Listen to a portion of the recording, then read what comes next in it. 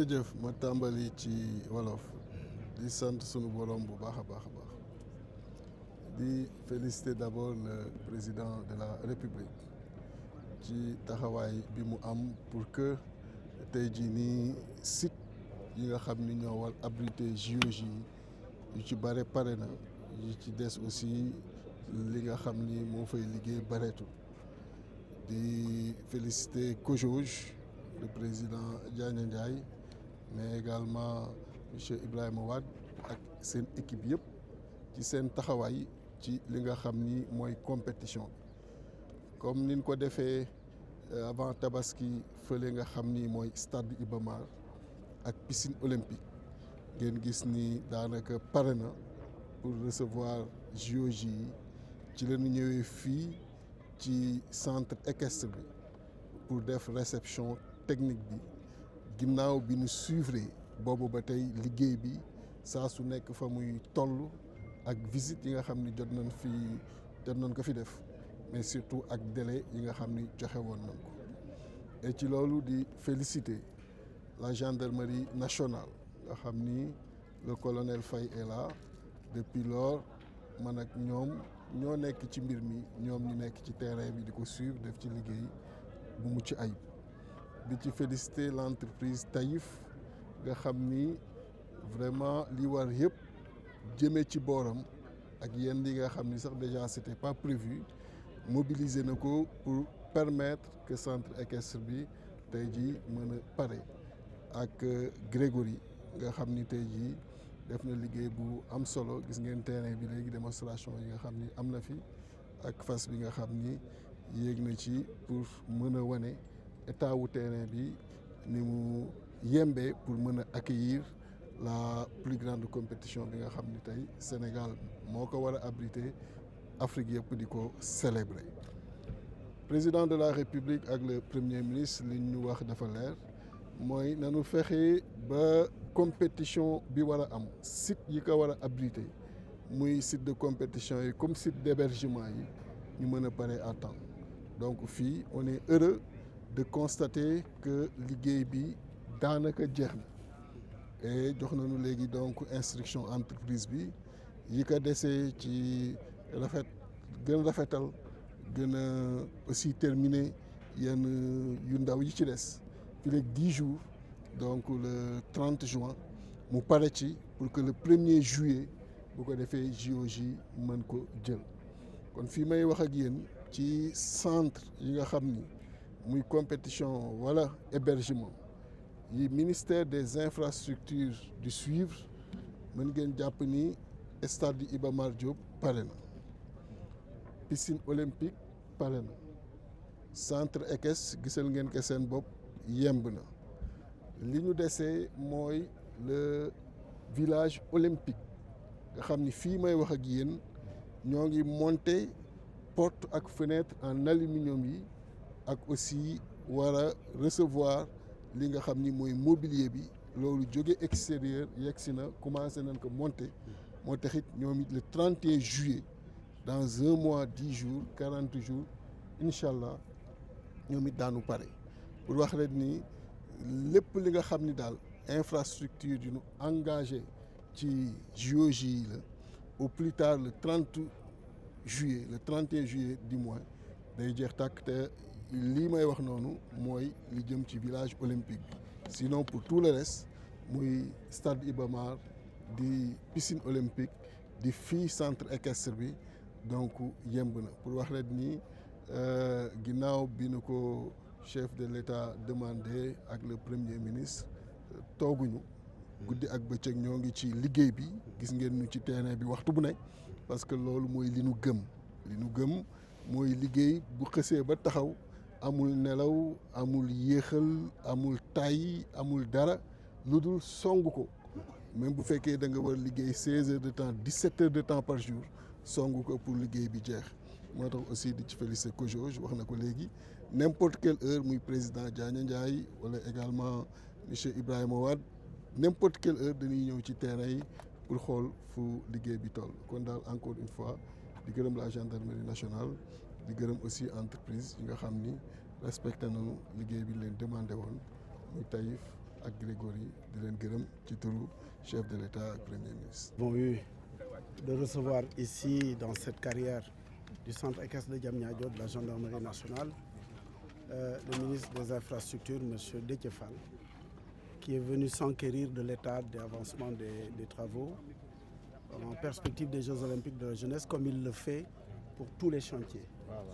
Nous avons eu le plaisir de l'accueillir avec le représentant de la gendarmerie nationale, le colonel Cheikh Faye, avec les représentants de l'entreprise Taïf Construction à travers M. Bao et des sous-traitants, notamment l'entreprise Grégory International. Ce que nous pouvons dire, c'est d'abord saluer cette démarche de M. le ministre qui dépasse, on parle aujourd'hui du centre équestre de Diamniadio, mais c'est la même démarche qu'il a eu à conduire pour le compte des Jeux olympiques de la jeunesse, conformément aux instructions des plus hautes autorités. Être sur le terrain, s'enquérir de l'état d'avancement des chantiers, partout, à n'importe quelle heure, à n'importe quel moment, pour être au rendez-vous. Je tiens au nom du président Mamadou Ndiaye et au nom de toutes les autorités des entités ici présentes à le remercier très chaleureusement pour son travail, pour son accompagnement qui nous a permis d'être au rendez-vous sur pratiquement tous les chantiers, dont aujourd'hui celui du centre équestre de Diamniadio. Le terrain avait été déjà testé en novembre 2025 lors de la finale du Jumping World Challenge, la finale mondiale d'équitation, a été homologué et à l'époque, un certain nombre de recommandations avaient été faites par à la fois le Comité international olympique et la Fédération équestre internationale pour l'apprêter. Je voudrais saisir l'occasion pour remercier très chaleureusement la gendarmerie nationale à travers le haut commandant et ses équipes, les entreprises qui ont eu à travailler, en particulier l'entreprise Taïf et Grégory, qui nous ont permis en tout cas d'être au rendez-vous, mais également l'AGEROUTE, qui dépend des services du ministre, pour tous les travaux d'accompagnement, de mise en norme des routes qui vont permettre d'être au rendez-vous. Ce que je peux dire en tant que comité d'organisation des Jeux olympiques de la jeunesse aujourd'hui, sur ce site, comme il en est pour d'autres, nous sommes prêts. Nous sommes prêts à accueillir le monde et nous sommes prêts à organiser les Jeux olympiques de la jeunesse dans les meilleures conditions pour les épreuves d'équitation. Un dernier mot pour remercier très très sincèrement M. le Président de la République qui a eu à venir ici 2 fois et qui a demandé au M. le ministre de suivre les travaux et aujourd'hui, je le laisserai lui-même donner son appréciation, mais en tout cas pour ce qui nous concerne, nous sommes très ravis et très satisfaits du travail qui a été fait. Cette carrière de normes internationale, je peux dire qui est pas unique en Afrique, mais qui est rare en Afrique, mais qui fait partie des meilleures carrières au monde et qui régale bien les chevaux. Voilà un peu le sens de cette visite qui nous ravit et qui nous met en confiance. Quand est-ce que le projet va prendre en main la site? Conformément à la feuille de route qui a été arrêtée, et le ministre a réitéré les instructions très fermes dans ce sens, le 1er juillet, le comité d'organisation des Jeux olympiques de la jeunesse prend possession du site. Le reste, c'est des travaux d'embellissement, de rafistolage qui restent, mais l'entreprise s'est déjà engagée. Nous avons pris un certain nombre de dispositions pour signer l'accord d'utilisation de site qui est presque finalisé. Et le 1er juillet, nous commençons maintenant ce que nous appelons dans notre langage le fit-out, c'est-à-dire prendre possession et commencer à faire des installations spécifiques à l'organisation des épreuves olympiques. waaw xanaa di sant yàlla bu baax bi nga xam ne tey jii daje nañu fii ñu ñëw dalal kilifa gi nga xam ne moom mooy ministre Déthié Fall di ministre des infrastructures yi nga xam ne nii dafa ni mu koy defee nag ci site yëpp yi nga xam ne nii dénk nañ ko muy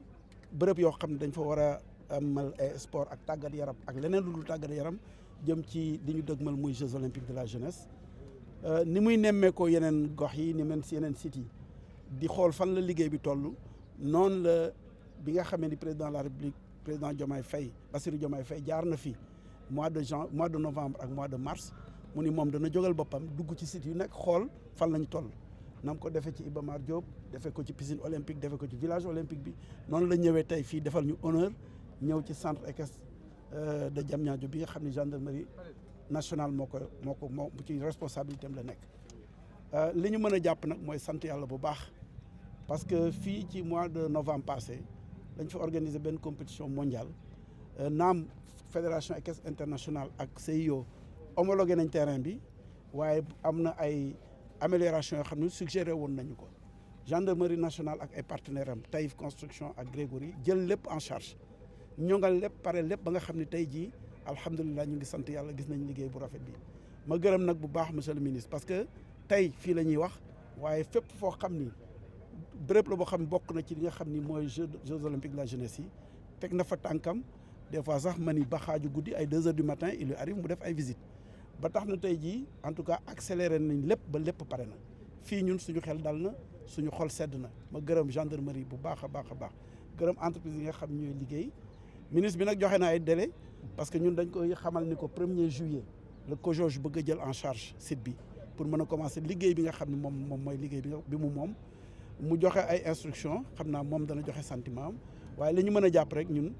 tey jii suñu xol sedd na suñu xel dal na li ci des mooy jublu ci liggéey bi ma gërëm ñëpp di ko gërëmaat bu baax a baax a baax waxuma rek tey li mu teew fii waaye fépp fi nga xam ne soxla nañ ko fa moom ci boppam jóg na dem fa instruire na ay services am monsieur le ministre gërëm nañ la bu baax a baax.